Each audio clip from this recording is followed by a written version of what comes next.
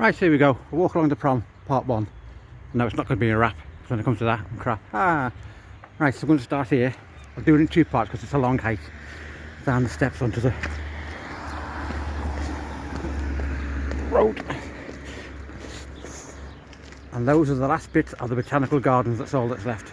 And the compulsory bit of litter. Well done, rhyl. I'll take that with me.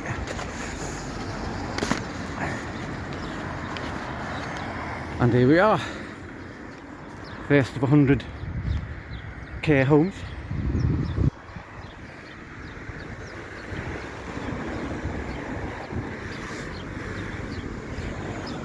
Memorial Gardens, obviously not going to film in there because that's be disrespectful.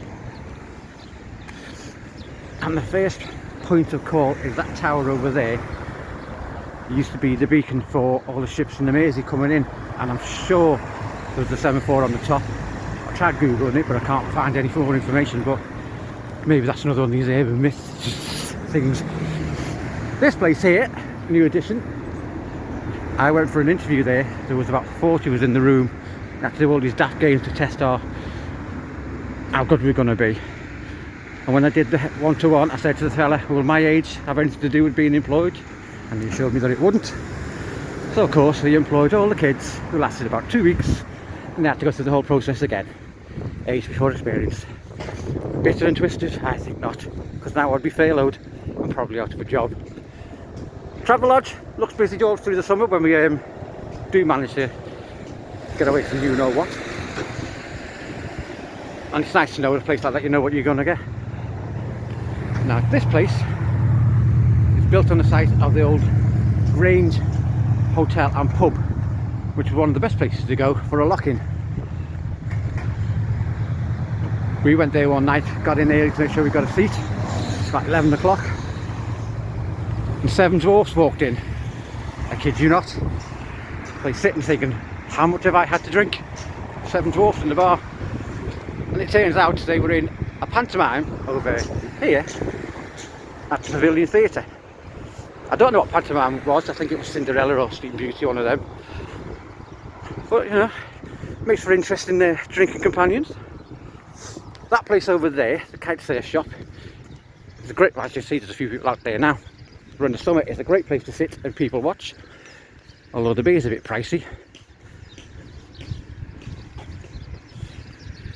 Pay your money, takes your choice.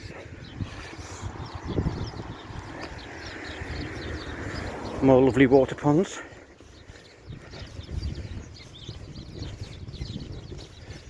Right, take a little walk up here.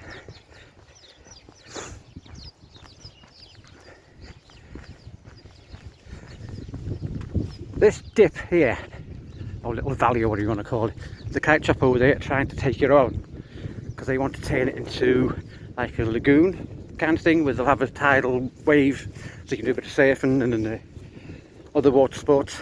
Nothing there for me, I think. But if the council do say yes, it'll be a really good addition to rhyl. We need all the help we can get. Pan around. Still got this bloody rubbish here. Oops. Right, Pavilion Theatre.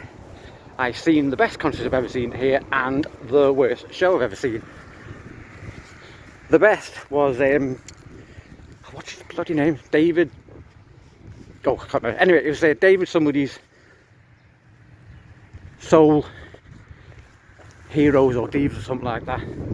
We had Candy Staton, the lead singer from Rolls Royce, CC Peniston,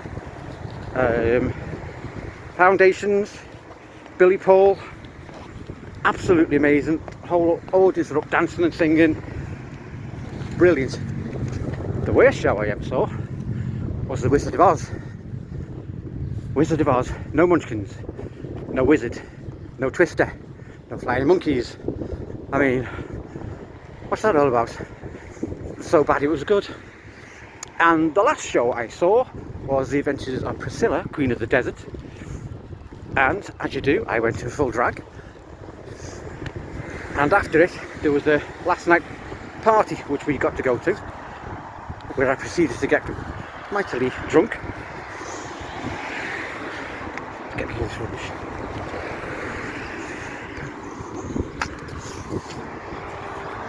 As I was saying, got mightily drunk, which is a bit embarrassing the following day. Having to go in and say, did anybody hand in a pair of opera gloves and a big diamante ring? Which somebody did actually, which is very good of them. Now if you look at all these trees here, you can see the way they're all leaning to one side. That goes by our regular weather system, persistent westerlies, which sounds like something you get told at the doctor's. Oh, got a really bad case of the persistent westerlies. That's my idea anyway. Sorry about the fingers again. That hospital there, I've always thought would be a really good place to use as a backdrop for a ghost film. The truck happens to be in the way. Let me just get past it a bit quick. Because of all the turrets and spires and all that on it. And if you go around the other side where the chapel is, it's even more gothic. A little moan as well. Why did they get an old building like that, all that character, and then they decide they want to put a new bit on it, as in that entrance there, and they just bang it on? No consideration for the state of it. Just looks awful.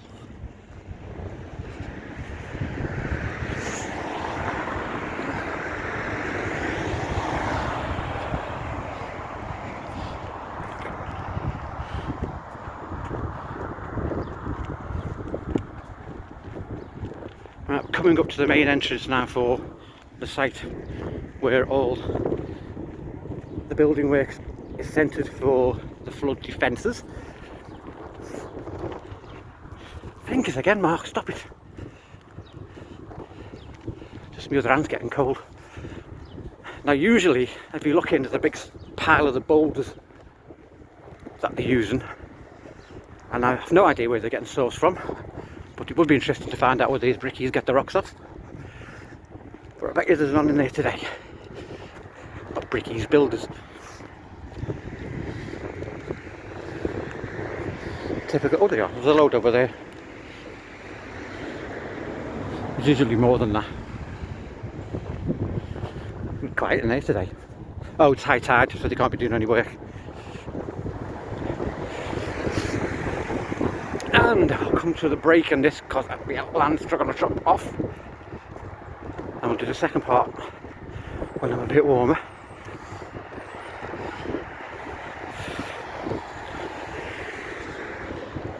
And we'll leave you down here by ye olde Stonehenge ruin, which is really, really old. It's been here since the last century.